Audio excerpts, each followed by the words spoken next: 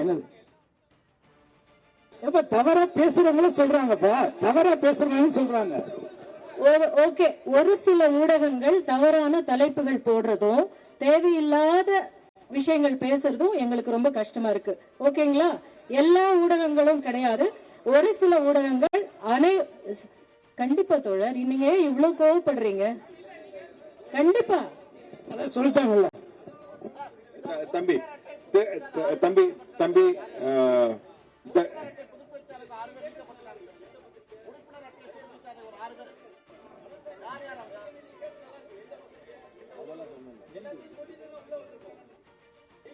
இல்ல இல்ல இல்ல தம்பி, நான்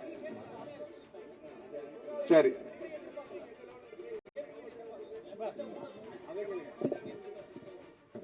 பில்டிங் போயிட்டு இருக்கு, நல்லபடியா போயிட்டு இருக்கு. இல்லங்க கேட்கலங்க. நன்றி.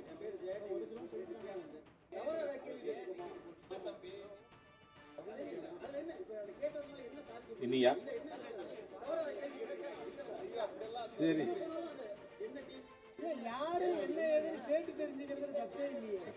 சோ பில்டிங் போயிட்டு இருக்குங்க. இப்ப கடந்த சரி நான் பேசுறேன், நன்றி. இப்போ வந்து ஜனவரி மாசம் எங்களுக்கு வந்து லோன் சாங்ஷன் ஆச்சு. அது திரும்ப பில்டிங் தொடங்குறதுக்கே 4 மாசம் ஆச்சுன்னா நாங்க வந்து அந்த பிக்ஸ்ட் டெபாசிட் போட்டு தான் நம்ம ஆரம்பிக்க முடிஞ்சிச்சு. ஏப்ரல் மேல இருந்து தான் நாங்க பில்டிங் ஸ்டார்ட் பண்ணி போயிட்டு இருக்கோம். இப்போ 5 வருஷம் தாமதமானதுனால பழைய இன்ஜினியர்ஸ், பழைய ஸ்ட்ரக்சரல் இன்ஜினியர், ஆர்கிடெக்ட்ல இருந்து எல்லாருமே கொண்டு வரது பெரும் பாடா இருந்துச்சு. ஸோ அதெல்லாம் பேசி சில பேர் வந்திருக்காங்க, சில பேர் வரல. அப்படிங்கிறப்போ புது ஆட்களை நியமிச்சு இப்போ பேங்க் உள்ள வந்துட்டதுனால பேங்க் சட்ட விதிகளுக்கு ஏற்ற மாதிரி கணக்கு வழக்குகள் பார்க்கணும். இந்த எல்லா விஷயங்களும் சரி செஞ்சு இப்போ கடந்த 3 மாசமா ஃபாஸ்டா போயிட்டு இருக்கு. நவம்பர் டிசம்பர் மழைக்கு முன்னாடி வெளிக்கட்டமைப்பை முடிச்சிடணுங்கிறதா இப்ப திட்டமா இருக்கு. ஸோ அதுக்கான வேலைகள் ஃபாஸ்டா போயிட்டு இருக்கு. அவங்க கொடுத்துருக்கிற டேட் மார்ச்க்குள்ள முடிச்சிடும்னு சொல்லியிருக்காங்க. ஸோ அதுக்கான எவ்வளவுக்கு எவ்வளவு செலவு குறைக்க முடியும், எவ்வளவுக்கு எவ்வளவு வேகமா முடிக்க முடியுமோ அதுக்கு தேவையான எல்லா முடிவுகளும் எடுத்துட்டு இருக்கோம்.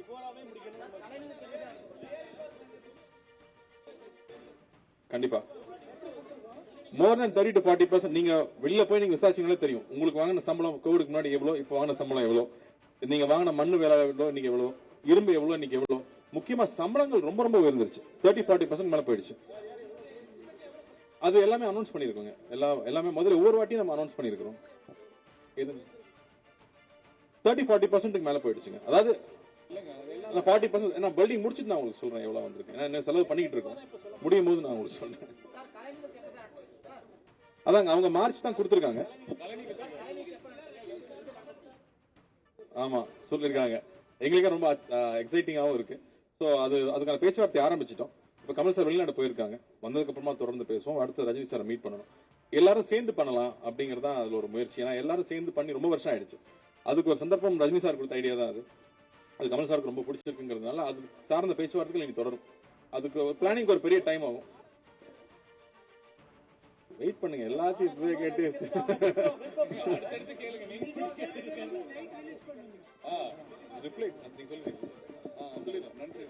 அதாவது ப்ரொடியூசர் கவுன்சில் இருந்து நமக்கு ஒரு 10 குறிப்புகள், 10 டிமாண்ட்ஸ் கொடுத்திருந்தாங்க. அதுக்கு நம்ம வந்து ஆர்டிஸ்ட் எல்லாம் கலந்துரையாடி ஒரு 37 பாயிண்ட்ஸ் அவங்க வச்ச டிமாண்ட்ஸ் ஒன்று இருக்கு. நடிகர்களுக்கு தயாரிப்பாளர்கள் மேல சில குறைகள் இருக்கு, சரி பண்ணிக்க வேண்டிய விஷயங்கள் இருக்கு. அதெல்லாம் சேர்த்து ஒரு 37 பாயிண்ட்ஸ் அவங்க திருப்பி ரிப்ளையா கொடுத்திருக்கோம். தனுஷ் சம்பந்தப்பட்ட ஒரு பிரச்சனை பேசியிருந்தாங்க, அதுக்கும் 2 பிரச்சனைக்கும் தீர்வை கொடுத்துட்டோம். ஸோ இனி வந்து எங்க சைட்ல இருந்து எல்லாத்தையும் நாங்க அவங்களுக்கு ஹேண்ட் ஓவர் பண்ணியாச்சு. இனி அவங்க தான் சீக்கிரமா முடிவெடுத்து தொழிலாளர்களுக்கு யாருக்கு எந்த பாதிப்பு இல்லாம தொழிலை வந்து அலோவ் பண்ணணும். நீ எங்க போயிட்ட? சரி சொல்லு.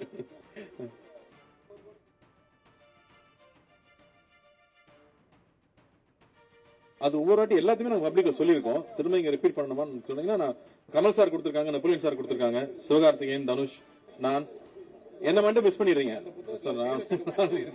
நீங்க கொடுத்த புக்லயும் அது இருக்கு. சோ எல்லா விஷயமும் பல தடவை இதை பத்தி நம்ம சொல்லிட்டோம். பட் மறுபடியும் அவங்களுக்கு இந்த இடத்துல நன்றி சொல்ல வேண்டியது இருக்கு.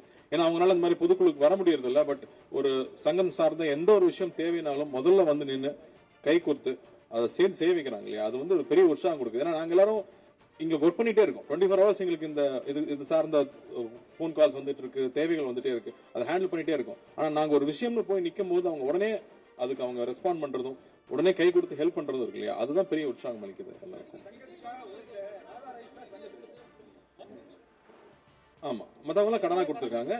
விஜய் சார் வந்து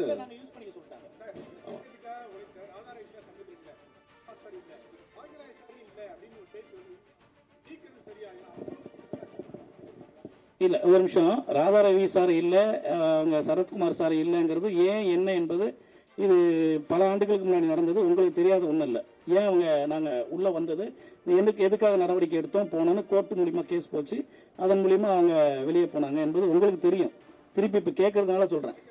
பாக்யராஜ் சார் வந்து திருப்பி அவங்க வந்து என்ன பண்ணாங்கன்னா, பாக்யராஜ் கூட சேர்ந்து ஒரு 2 உறுப்பினர்கள் எலெக்ஷன் முடிஞ்ச பிறகு நாங்கள் எல்லாரையும் அண்ணன் தம்பி மாதிரி எல்லாரும் ஒன்றா வாங்க இன்விடேஷன் பண்ணி நிறைய இன்வைட் பண்ணியிருந்தோம் அவங்களை எல்லாருமே.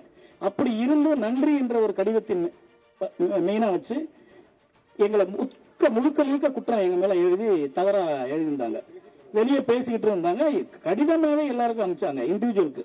ஸோ அதன்படி இதே சட்டத்தை உருவாக்குனது இது ராதா ரவி தான், அந்த பைலாவை உருவாக்குனது ராதா ரவி சரத்குமார் தான். அந்த சட்டத்தில் தான் இப்படி பேசினா நடவடிக்கை எடுக்கலன்னு அந்த சட்டத்தில் தான் சொல்லுது. அந்த சட்டத்தை தான் நாங்கள் நடவடிக்கை எடுத்தோம், வேற ஒன்றும் இல்லை. தேங்க்யூ. நன்றி.